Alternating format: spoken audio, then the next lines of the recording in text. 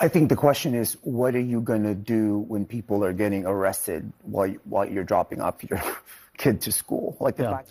I think if I were dropping my kid off at school and they showed up and arrested someone who, I don't know, had committed a violent crime or had existing adjudicated deportation orders, I would A, wonder why they were at the school, and B, say, great, finally, somebody is enforcing the law in the United States of America. I would have no problem with this, truthfully. And the reality is undocumented people are way less likely to commit crime. But you admit there are some here that are. Oh, absolutely. There are some. Like, there are some people who And there's no disagreement amongst anybody that's part of that. So if they were at a school, you'd agree it would be okay to come get them? Yeah, but it's not just those people that are going to be deported, right? And so, I mean... Do we have a crisis in this country or not? 10 million people came here in the last 4 years. We've had no interest on the part of the last administration to do anything other than create this massive problem. He campaigned on it when he ran and wanted to invite a lot of people here. It's a crisis.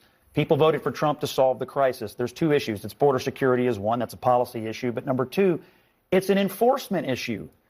And what they have said clearly time and again, violent populations, people who have committed violent crimes, and people who have existing adjudicated deportation orders is their top priority. I do not know how anyone, and this is what the New York Times poll said last weekend, could possibly disagree with that. Yeah, Where were the hues and cries under Obama when he deported 7 or 8 million? There were a lot.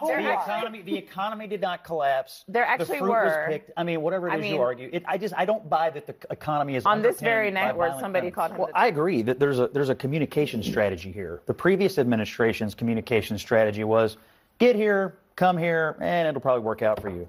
His communication strategy is do not come here. Please don't. Do not invite anyone here. Do not expect to be left alone if you do come here and break our laws. Those are two vastly different messages. I prefer the second one, and as it turns out, so do most Americans. Can I just say, so we should assume but you all agree if you have an existing, fully adjudicated deportation order, yes. So that's 1.5 million people, and you all agree that if you are a violent criminal, either where you came from or here, that's another. There's people who have fully adjudicated deportation orders these are who massive have American children, who are married to American spouses. Do you respect the laws or not? Do you respect the courts or not? Well, wait a second. They went through the court system. My God.